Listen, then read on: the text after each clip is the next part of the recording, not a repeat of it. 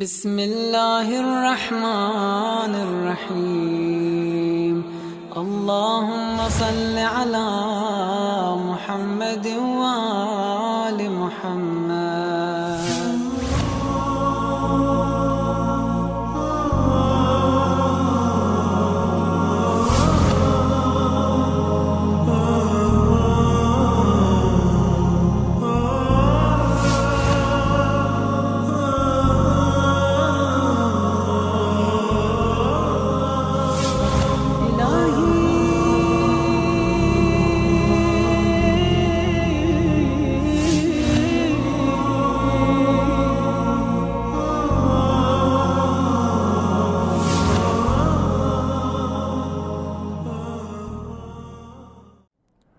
أعوذ بالله السميع العليم من الشيطان اللعين الرجيم. بسم الله الرحمن الرحيم.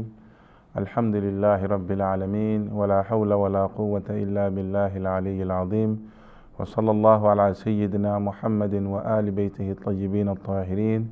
Mes chers frères et sœurs, assalamu alaikum wa rahmatullahi ta'ala wa barakatuh. Nous sommes dans le cadre de l'enseignement de la jurisprudence, mes chers frères et sœurs. Et nous avons parlé réellement dans les émissions passées de at-taqlid, l'imitation et la procaution.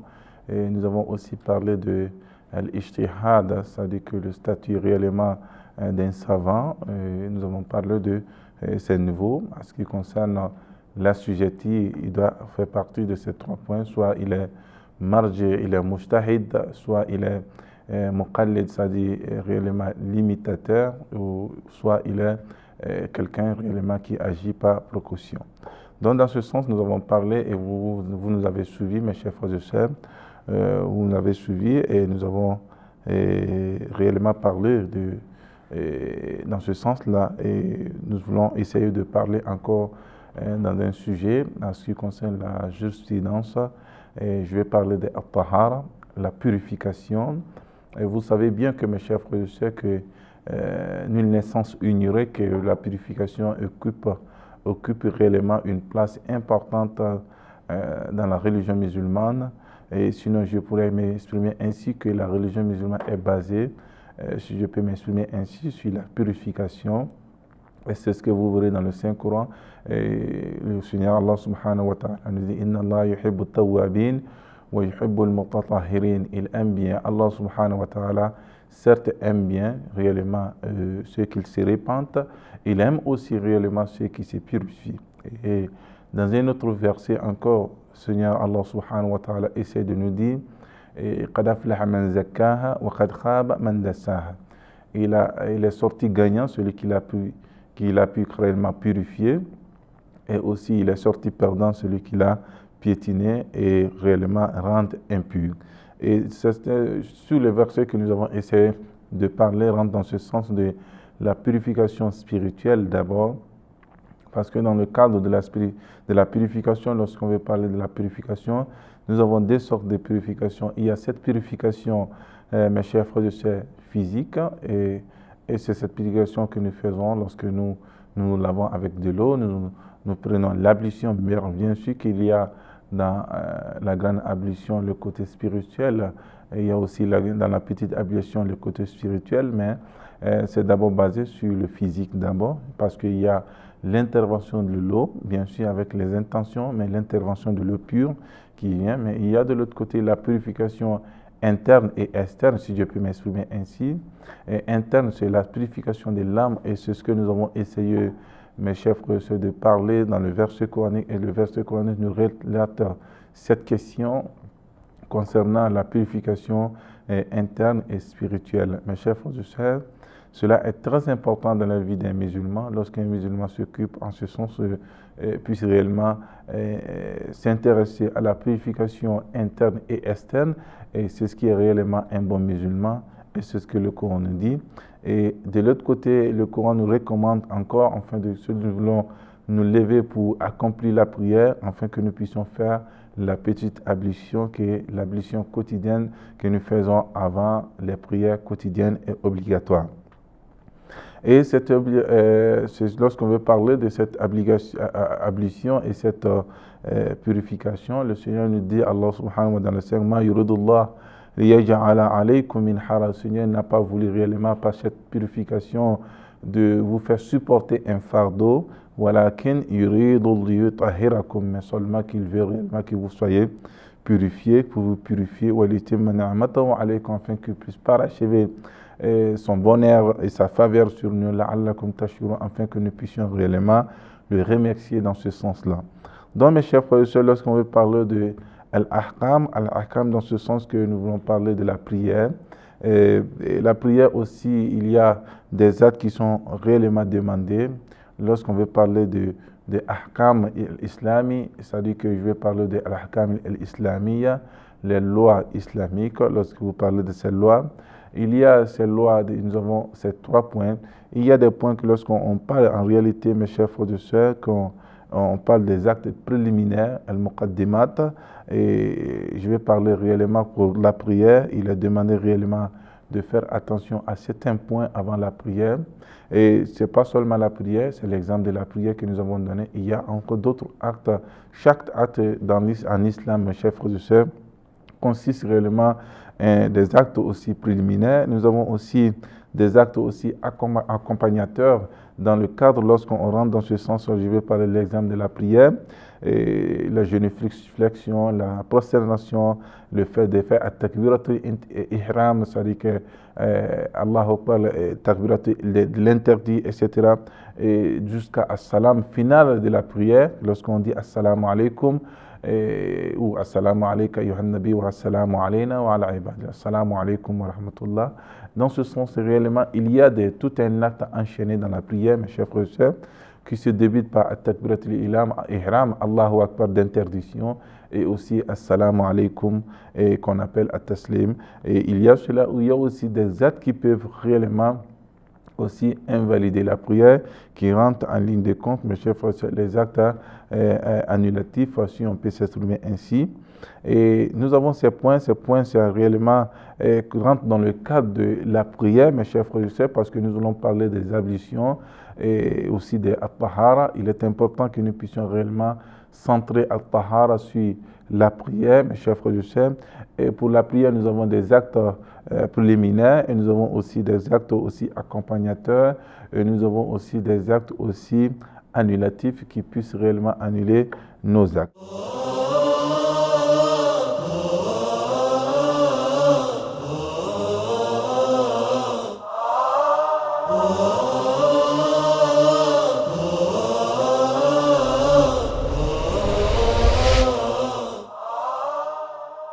Mes chers frères et sœurs, lorsqu'on parle des actes réellement préliminaires de la prière, il rentre dans ce sens lorsqu'on parle d'abord la purification. Je vais parler de la petite purification d'abord, les ablutions. Et nous avons aussi, ça veut dire que nous avons l'habit, le vêtement que nous portons, que ce soit des vêtements respectant les conditions de la prière et des vêtements descendants, et que ce ne soit pas des vêtements aussi, mes chers frères et sœurs, volés ou ni usurpés, etc. Il y a aussi le lieu de la prière, le lieu doit être aussi très propre et aussi réellement pur, et effectivement dans ce sens qu'il ne soit pas aussi un lieu aussi usurpé. Nous avons aussi comme condition le fait de se diriger vers la Kaaba, l'Orient, et nous avons aussi les heures impératives, les heures respectives de la prière, et nous avons al-adhan, qui rentre dans ce compte aussi l'appel à la prière, al-iqama, et l'acte préparatoire en réalité de la prière. Tous ces points rentrent dans le cadre de les actes primitifs, préliminaires réellement de la prière, lorsqu'on veut parler réellement de ces conditions. Ça, c'est bien sûr parler de al-muqaddima, de ce qu'on veut parler de la prière. Et nous avons aussi en réalité, mes chers frères, c'est at-tahara, que nous avons essayé de parler en ce qui concerne les actes préliminaires de la prière. At-tahara, c'est ce que nous avons dit tantôt, que la purification fait partie réellement d'une place importante et capitale en islam, et rentre dans ce sens, mes chers frères et sœurs, que nous devons avoir réellement un corps pur, et nous devons avoir aussi réellement des habits réellement que nous portons pour la prière, des habits purs, et nous devons avoir aussi un environnement aussi pur, c'est-à-dire que l'espace que nous occupons pour la prière, qui ne soit pas un espace aussi usurpé, mes chers frères et sœurs. Et dans ce sens-là, mes chers frères et sœurs, ce qui concerne la purification, et c'est ce que vous allez essayer de voir réellement lorsque vous essayez de limiter, de faire valoir réellement ce point-là, réellement, en ce qui concerne la purification dans les livres réellement islamiques, dans les livres jurisconsultes. Et vous allez trouver que, mes chers professeurs, la tradition islamique essaie réellement de partager réellement la purification en deux parties. Il y a la première partie lorsqu'on parle de At-Tahara Al-Zahiriya, c'est-à-dire qu'il fait partie de la purification externe que nous voulons, c'est-à-dire physique. Je vais parler de l'habit, du corps, etc. Il y a aussi At-Tahara Al-Batiniya. At-Tahara, c'est-à-dire que la purification interne qui rentre dans ce sens-là. Lorsqu'on parle de At-Tahara Al-Zahiriya, c'est-à-dire que je vais parler de, en réalité, le corps qui doit être pur, l'habit qui doit être pur, et aussi réellement que tout ce que nous essayons de boire, de manger, etc., et doit être réellement pur. Et mes chers frères et sœurs, dans ce sens, et c'est ce qui veut dire At-Tahara Al-Zahiriya. Et At-Tahara Al-Batiniya, mes chers frères et sœurs, c'est très important lorsqu'on veut parler de At-Tahara Al-Batiniya, et ça fait partie des actes respectifs que nous avons, les recommandations que nous avons dans le Saint-Coran. Lorsque nous essayons de respecter ces recommandations, nous rentrons dans le cadre de At-Tahara Al-Batiniya, c'est-à-dire que la purification interne rentre dans ce sens aussi. Je vais parler de Al-Wudu, c'est-à-dire que la purification, la petite purification avant la prière, il y a cela. Il y a aussi la grande purification, tant bien qu'il y a le côté physique que nous utilisons de l'eau pure, mais il y a aussi ce côté spirituel, mes chers frères et sœurs. Il y a aussi l'ablution du sable, si on peut s'exprimer, c'est l'ablution sèche. Et tout ça rentre dans le cadre de At-Tahara Al-Batiniya lorsqu'on veut parler réellement de At-Tahara. Donc, mes chers frères et sœurs, nous allons essayer de commencer par les lois de la petite ablution, aussi la grande ablution et l'ablution sèche ou l'ablution du sable, mes chers frères et sœurs. Et il y a aussi, mes chers frères, lorsqu'on parle de l'ablution, vous savez réellement que l'ablution fait partie réellement des actes importants de la prière, parce que lorsqu'on veut faire la prière, il faut d'abord faire l'ablution selon la recommandation coranique, mes chers frères et sœurs. Et cette ablution, mes chers frères et sœurs, nous allons essayer de vous détailler en point et que vous puissiez réellement faire attention comme il est venu dans le Saint-Coran. Les actes des ablutions, lorsqu'on veut parler des ablutions, il y a une partie réellement qui rentre dans le cadre des lavages, il y a l'autre partie qui rentre dans le cadre d'essuyer réellement ces parties. Et laver ces parties, il y a ces parties réellement, mes chers frères, c'est la première partie que nous devons essayer de laver dans l'ablution, c'est d'abord le visage, et aussi le bras, des coudes jusqu'au réellement au doigt, si on peut s'exprimer ainsi, commençant par le bras droit et vers le bras gauche, droite vers le gauche, on va commencer par là. Et il y a dans ce cadre-là, mes chers frères et sœurs, lorsqu'on veut parler réellement de lavage du visage, il faut comprendre par où les cheveux sont limités dans le fond, il faut commencer par le lave descendant vers le bas. Il ne faudrait pas faire le contraire n'est pas demandé, parce que le contraire peut réellement, mes chers frères et sœurs, invalider notre prière, c'est de haut vers le bas. Et aussi le bras, lorsqu'on veut essayer de les laver, c'est de coude réellement vers le bout des bras, lorsqu'on veut s'exprimer en ce qui concerne les doigts. Il y a aussi, mes chers frères et sœurs, les parties que nous devons essayer en réalité d'essuyer. Il y a cette première partie, lorsqu'on veut parler réellement de la tête, nous devons essayer d'essuyer la tête, mais ce n'est pas toute la tête, mais seulement que le côté du front de la tête. Il y a cela, mes chers frères et sœurs, nous avons aussi effectivement dans ce sens que nous devons essayer d'essuyer aussi réellement le pied, en essuyant le pied, et commençant par le pied droit vers le pied gauche, et commençant aussi en essuyant le pied par les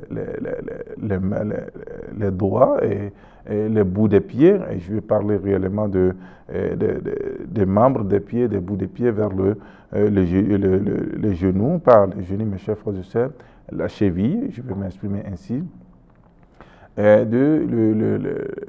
réellement, lorsqu'on veut parler du bout des pieds vers le genou, mes chers frères et sœurs, je vais parler effectivement de la cheville qui est important à Rukba. C'est ce qui a été réellement instrument, c'est la cheville qui est plus demandée et qui est tout à fait obligatoire. Et mes chers frères et sœurs, ce sont des membres qui doivent être lavés dans la prière. Donc, il y a un côté qui doit être essuyé, il y a un côté qui doit être lavé, le lavage du visage, le lavage des bras, du coude vers réellement le bras, et je vais parler réellement de bout des bras. Et effectivement, nous avons aussi descendant, bien sûr, et nous avons aussi les parties que nous devons essuyer, la tête et aussi le pied. Et Inch'Allah, nous allons essayer de revenir sur ces points, Inch'Allah, avec l'appui d'Allah subhanahu wa ta'ala, afin que nous puissions réellement vous expliquer à ce qui concerne l'ablution, qui est un acte préliminaire de la prière et qui est important d'ailleurs, Inch'Allah, mes chers frères et sœurs. Et sur ce, je vous dis Assalamu alaikum wa rahmatullahi ta'ala wa barakatuh.